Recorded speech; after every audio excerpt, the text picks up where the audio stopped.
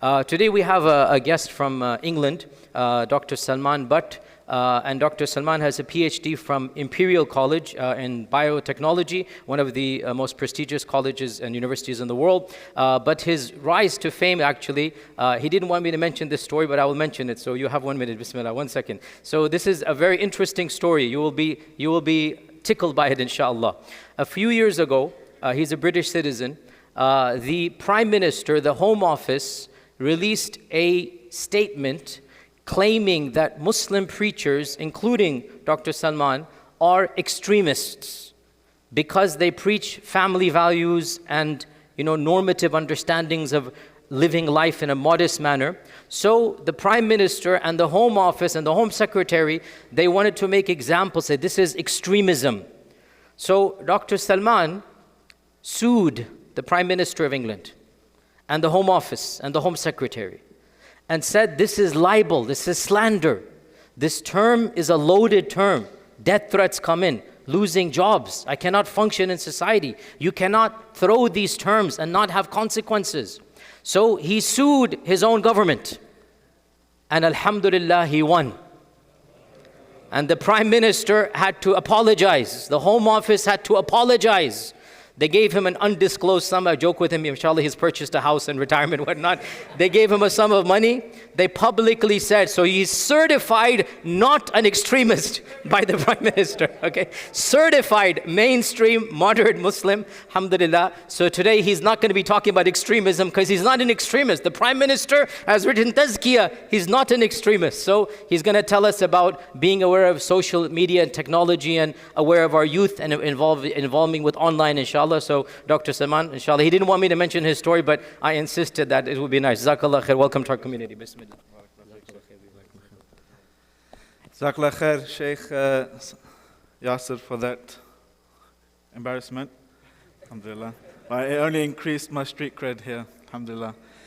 Bismillah, alhamdulillah, wa salatu wa sallam. When the Shaykh, he kindly offered his slot, I was thinking what to talk about just for a few minutes, and I think one of the most impactful things for us, and biggest challenge for me personally, is encapsulated in something I saw on my phone a few years ago. I looked on my phone Photos app, and I found random pictures of the floor, the ceiling, a lamp. What do you think this was? It was our 2-year-old baby. He learned how to unlock the phone and take pictures, and a few brothers are nodding because many of us have experienced this. Our children are growing up in an age very different to ours, with these smartphones, these devices. And how many of us, just by a show of hands, you've picked up your phone one day and you thought, why did I pick this up again? Has that happened to anyone? Yeah. Or you picked your phone up, maybe you responded to a notification, maybe some kind of email pop-up or something. You picked it up, you start swiping, tapping, and then before you realize, half an hour's passed. Has this happened to you? Yeah, this is by design.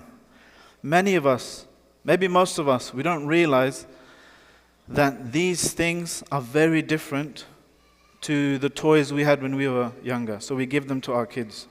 Many of our brothers and sisters, they have they give tablets, iPads, phones, smartphones even to young children, not realizing. They might think, when I was a kid, I used to play my Nintendo, and my dad used to say, stop playing Nintendo, it's going to ruin your eyes.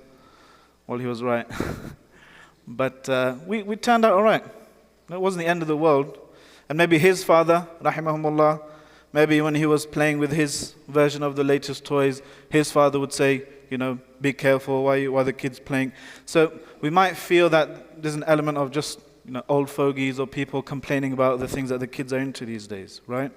Wrong. The internet-connected devices of today are very, very different to the toys that we had in previous eras. And one of the reasons why is the economy we're living in today is very different. The economy we're living in today, what is the scarce commodity that companies are competing for, companies are harvesting you for? It is your attention. Some call it an attention economy. That's the scarce resource. And some people go a bit further and say it's actually the raw materials that they're extracting from us to predict future human behavior even more accurately. But the idea is that the economy that we're living in, okay, the scarce commodity that everyone is looking for is your attention, your eyeballs. So what?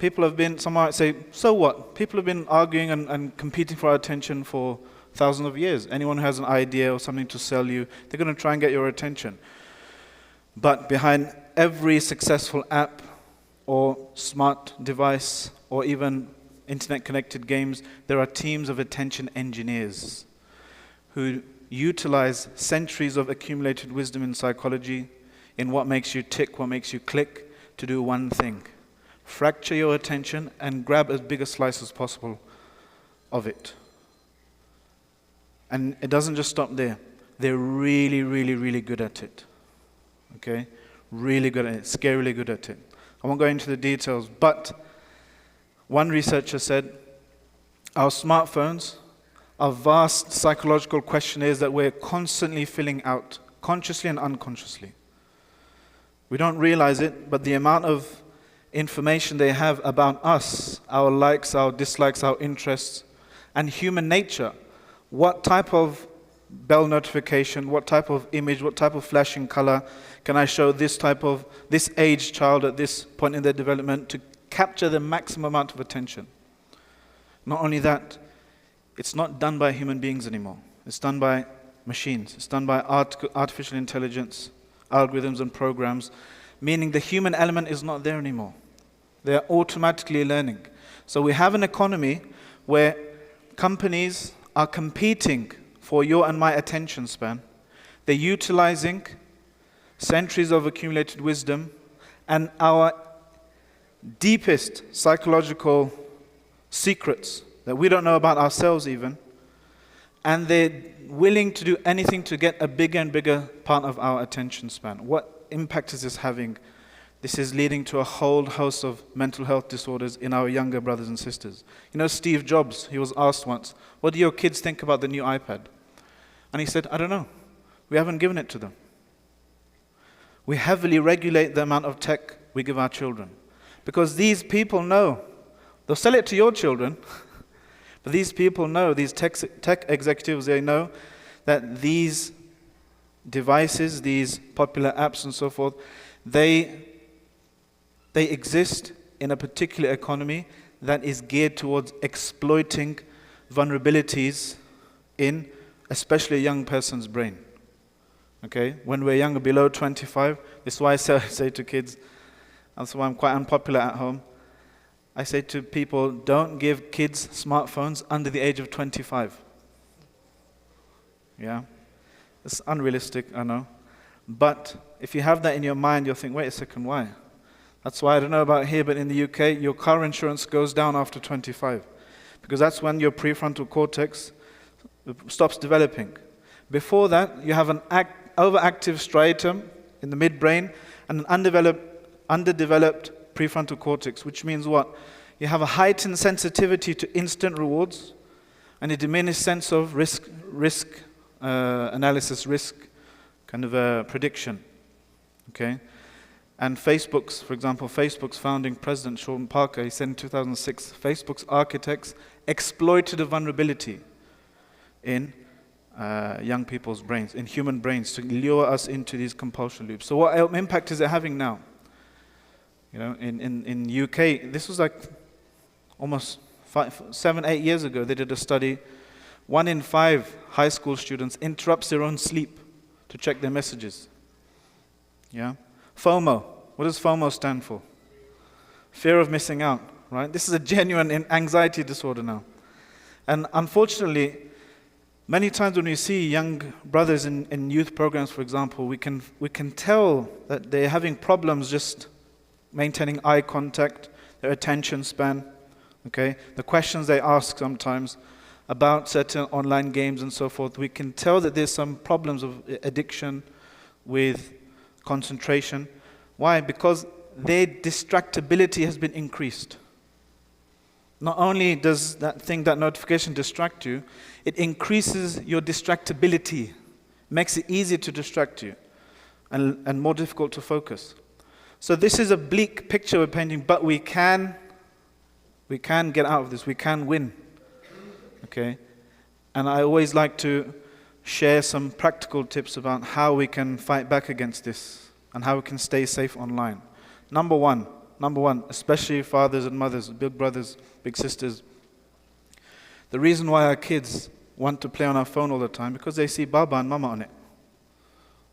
Let's be honest. If they saw something else in our hands all the time, they'd want to see, what's my dad on? I want to play with that as well. So we have to lead by example. We have to lead by example and be wary that when my child is watching me, am I on staring at my phone or some kind of device? Yeah, just be wary, have that in the front of, or in the back of our minds.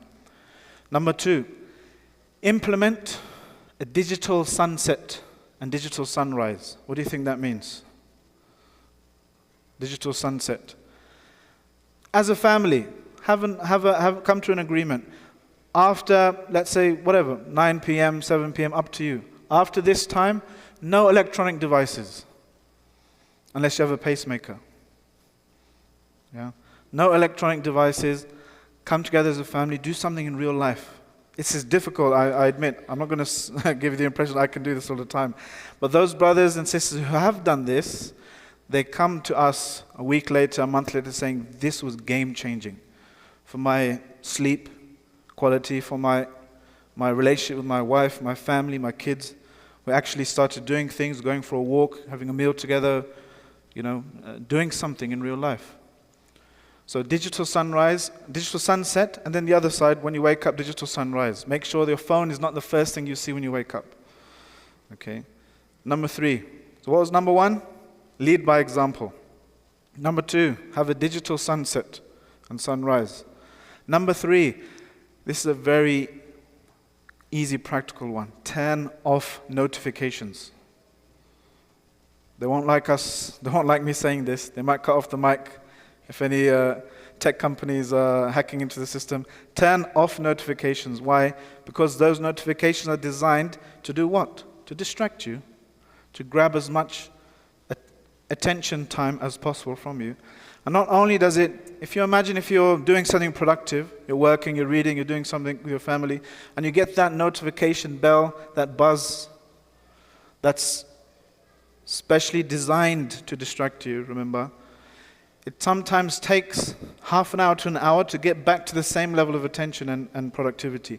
But not only that, it increases your distractibility over the next several hours. So it becomes easier to distract you. Okay? And that has so many knock-on effects. So if there's one thing we can remember maybe, turn off notifications on your devices. So you decide with your sovereignty, with your free will, that I choose from this time to this time. It may be 10 hours you're on your phone all day, but the point is you decide. You're not being prompted and being controlled by some other device, but you're deciding that at this time I'm going to check my messages. At this time I'm going to check my emails. At this time I'm going to do my whatever, right? So turn off notifications. So number 1, lead by example. Be careful of our kids watching our relationship with tech. Number 2, digital sunset and sunrise. Number 3, what was number 3 again? Turn off notifications, an important one. Number 4, and this is another reason I'm unpopular with, this is why I'm unpopular with parents. Do not play free games. Buy your children the expensive computer games. They don't have to be expensive, they can be second-hand, whatever, pre-owned. But free games are laced with every dopamine hijacking technique you can think of. Okay? These free games on tablets, we might think, yes, we're getting a free game. No, those are optimized for distracting you and just harvesting you for raw material, for data, for your attention time. Okay? Instead, buy your children games that people who make games made for the sake of letting them play games. Obviously, there's other issues, don't get addicted to that, but it's far, if we're going, kids have to play games. Come on, we have to play some. We have to let them let them play and have fun. But if you're going to play games, play the games that were made for actual game's sake. People who design games, they have that, that art of making games, not free games that are just designed to distract you and make you addicted to watching ads, right? So no free games. So what were those points again? Lead by example. Number 2. Digital sunset and digital sunrise. Number 3. Turn off notifications. And number 4. No free games. Okay? So I should have annoyed everyone here with all of those different things. So jazakumullah khairan. هذا وصلى الله وسلم وبارك على نبينا محمد وعلى آله وصحبه أجمعين. السلام عليكم ورحمة الله وبركاته. إن المسلمين والمسلمات والمؤمنين والمؤمنات والقانتين والقانتات والصادقين والصادقات والصابرين والصابرات والخاشعين والخاشعات والمتصدقين والمتصدقات والصائمين والصائمات والحافظين فروجهم والحافظات والذاكرين الله كثيرا والذاكرات أعد الله لهم مغفرة وأجرا عظيما.